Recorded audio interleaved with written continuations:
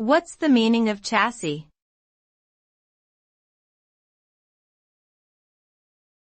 Chassis.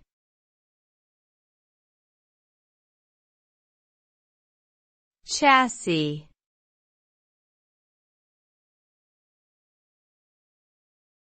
Chassis.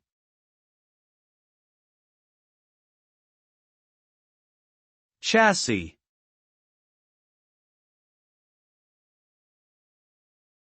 A chassis is the framework or structure that supports a vehicle's components, such as the engine, suspension, and wheels.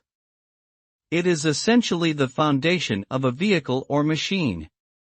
Chassis are typically made from metal and are designed to be strong, durable, and able to withstand the stresses of operation.